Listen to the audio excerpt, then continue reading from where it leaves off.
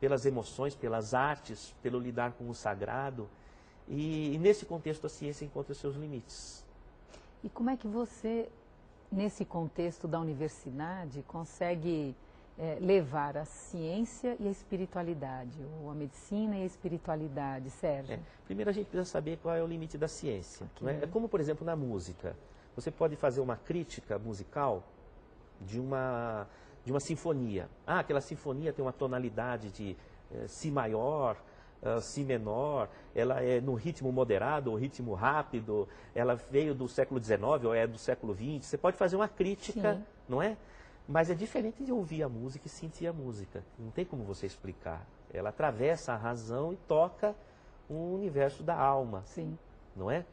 Então, do ponto de vista da ciência, o que ela pode fazer é tentar cercar de lógica uma série de fenômenos da natureza e que envolve a relação do homem com o mundo espiritual, uma vez que o materialismo não teve prova científica, né? Já se passaram 400 anos depois de René Descartes, não tem um trabalho científico de nenhuma universidade do mundo que tenha provado que o materialismo seja a realidade existencial. Então, espiritualidade, vida após a morte e comunicabilidade entre o mundo espiritual e o mundo corporal entram como hipóteses científicas. E a ciência pode se acercar tentando encontrar uma lógica coerente dessa holografia do que representa a vida. No entanto, existem questões espirituais que são referentes ao aspecto moral, que é a capacidade da pessoa amar, ser solidária, se transformar, perdoar, ter serenidade, ter paz. E são coisas que a ciência não tem como abordar. Isso é só a vida vivida, não é? Aprender com a vida. E falando em aprender com a vida, o que você tem feito, Sérgio? Fala um pouco do teu projeto, do Uniespírito. Essa Uniespírito é um projeto de uma universidade, Universidade Internacional de Ciências do Espírito. Essa universidade tem a pretensão de se tornar uma universidade que leve em consideração a espiritualidade, vida após a morte e a necessidade do ser humano se tornar um ser solidário, vamos dizer assim, não é? Quebrando com esse modelo materialista, corporativista das universidades convencionais. Mas é um projeto, na verdade eu sou um Don Quixote sem Sancho Panza, sabe? Mas quem tiver interesse, nós temos o site www.uniespirito.com.br, pode estar se informando mais a respeito. Na tua prática, para quem não te conhece, você é médico psiquiatra. Eu sou médico clínico geral. Sim. Né, neurocientista, estudo o cérebro e áreas do comportamento e, portanto, invado a área da psiquiatria. E eu gostaria que você falasse um pouco assim de casos clínicos, casos que chegam até você, alguns exemplos que você possa lembrar, onde foi importante essa tua visão, né, da mediunidade, da espiritualidade, de todas essas questões junto à medicina, junto à tua prática, Sérgio. Aí há muitos casos curiosos, sim, né? Por exemplo, havia uma paciente que ela havia sido internada no hospital psiquiátrico e ela chegando lá no refeitório, ela pegou e derrubou as mesas do refeitório violentamente e foi contida pelo staff do hospital e colocada num quarto com portas fechadas assim, porque ela arrebentava as portas, era um quarto forte e etc, etc e tal. E ela dizia assim para mim, depois de ter passado toda a crise, dizia: doutor, eu era espectadora de tudo que estava acontecendo, mas eu fui tomada por uma força que me dominou, mas eu mesmo observava que o que eu estava fazendo era uma coisa errada.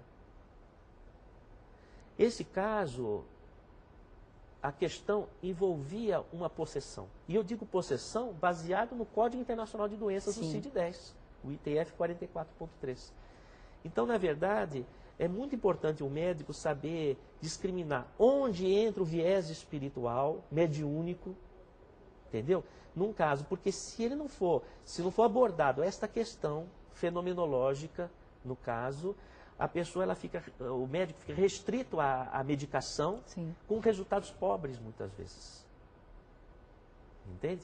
Então, esses casos são muito frequentes. Casos também de o indivíduo é diagnosticado com epilepsia, vem o eletroencefalograma com resultados normais ou com alterações eletroencefalográficas que não justificam a alteração. E quando você vai ver a crise, você percebe que não é uma crise tipicamente epilética, que há uma mistura entre uma conversão histriônica, que é um modelo diagnóstico diferente da epilepsia, e eu não sabe o que fazer com aquilo, mas é muito interessante, existe uma psicografia do Francisco Cândido Xavier, na obra do André Luiz, que usa o termo manifestação histeroepileptiforme. São casos mediúnicos. Se você não abordar também sob um viés espiritual, você não consegue dar um encaminhamento para o caso. Normalmente você usa a medicação, no caso anticonvulsivante, para conter, você vai trabalhar a pessoa, porque mediunidade é que nem árvore. Ela abre uma copa para o além, mas precisa ter raiz. A identidade da pessoa precisa estar sendo trabalhada. Para ela abrir uma copa, né? Eu digo assim, o primeiro espírito que a pessoa precisa receber é você mesmo. Não é? Quer dizer, você saber para o que você veio ao mundo, qual é a sua missão, qual é a sua vocação, o seu papel no mundo. Isso é que é importante. Aí você vai se abrir para outros focos. Então a mediunidade envolve essa questão psíquica. E trabalhar a questão fenomênica. Existem muitos perfis de mediunidade que se a pessoa não exercitar, ela não tem domínio.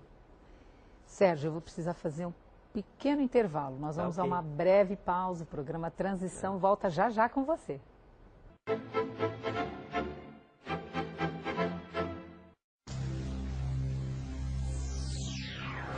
Rádio Boa Nova. Sintonize. Em todo o Brasil. Saiba como ouvir. Ligando, por e-mail ou acesse o site. A comunicação em prol de um planeta de regeneração. Rede Boa Nova. Emissoras da FEAL. Fundação Espírita André Luiz. Já chegou a edição 70 da Revista Cristã de Espiritismo. Silêncio Interior. A sua mente em sintonia com Deus. Mediunidade nos povos antigos, um fenômeno registrado pela história. Quer fazer um curso de espiritismo pela internet? Então acesse www.rcespiritismo.com.br. Clube do Livro Amigos do Espiritismo. Ficando sócio do clube, você receberá em sua casa os melhores lançamentos de livros espíritas. Não perca essa oportunidade de ter os melhores livros pelo menor preço do mercado. Inscreva-se já, ligando 11 2979 2157 ou acesse www.amigosdoespiritismo.com.br. Os livros citados neste programa podem ser adquiridos na Mundo Maior Editora. Acesse mundomaior.com.br.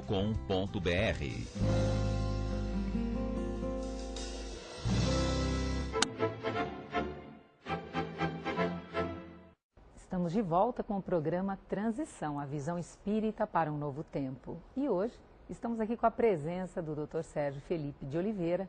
E eu imagino que, para você, Sérgio, acabam chegando assim casos bastante complicados, onde a família muitas vezes já procurou vários tratamentos e as pessoas muitas vezes não conseguem um resultado favorável. E aí entra essa visão espiritual. Você lembra de algum outro caso para contar para nós? Eu acho que é importante frisar para o público, Delmar, que é o seguinte, o médico, quando aborda uma questão espiritual, no primeiro momento ele precisa de cumprir as metas que a medicina oficial determina. Sim.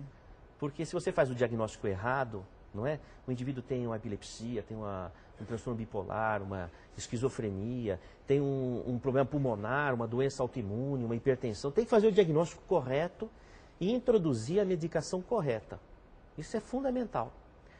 Depois, o médico precisa, muitas vezes com a ajuda de um psicólogo, conhecer um pouco do universo da pessoa que está por trás da moléstia, não é? Que é a alma da pessoa. Munido dessas informações muito bem alicerçadas naquilo que a ciência convenciona, aí nós partimos para a parte espiritual. Então a parte espiritual, para ser corretamente encaminhada, precisa estar embasada nos casos que envolvem questão médica. Claro. Porque a maior parte das pessoas tem questões espirituais para serem tratadas e lidadas nas instituições religiosas. Mas há casos que envolvem uma situação médica. Então, nesses casos, a gente precisa cumprir esse roteiro, esse diagnóstico correto, conduta correta do ponto de vista médico formal, e aí entrar nesse universo do espiritual com segurança. Não é?